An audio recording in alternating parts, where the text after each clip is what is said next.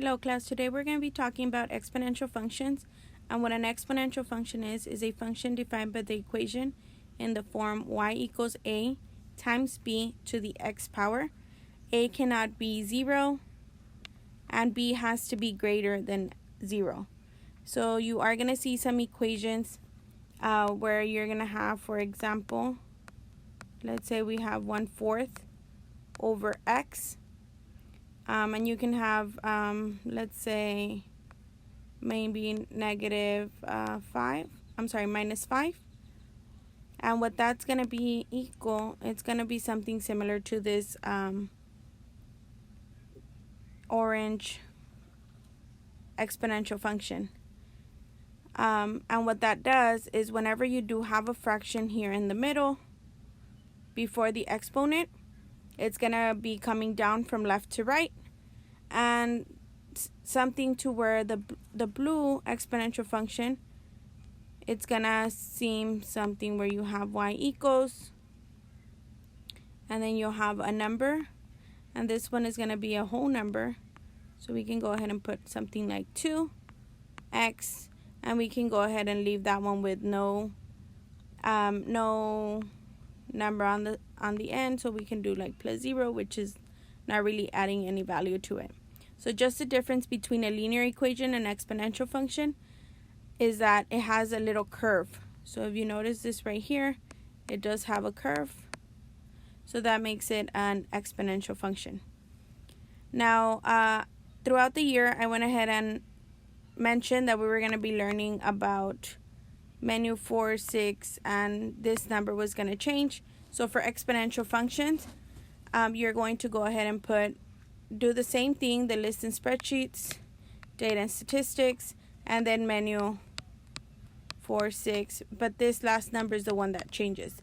So in this case, for exponential functions, and I will attach another video so you're able to see how to plug in these two tables that are here in your examples.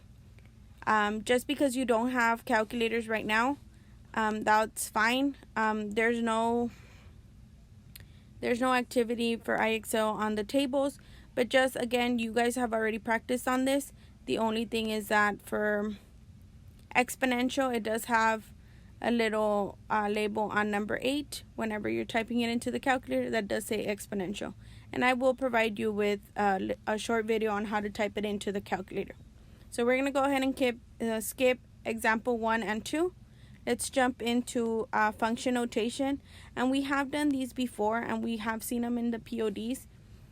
So there is an IXL on this, and just how we're going to do it, and we're going to do it by hand, is that we're going to go ahead and, as you can see, we have f of 2, and all we're going to do is we're going to replace the x with the 2 in this case. So we're going to go ahead and write down n to the second power minus 3, and all we're going to do is simplify. So 9 squared, keep in mind this is 9 times 9, so 9 times 9 gives us 81 minus 3, and that will give us 78, and that will be your answer. For number 4, we're going to do the exact same thing. The only difference is that whatever function notation you have noted there is that we have f of 1 in this case. Now we're going to replace that with the x, and we're just replace, so 10 times 11 to the 1 power plus 6, and anything to the first power is just the number itself. So 10 times 11 plus 6, and 10 times 11 is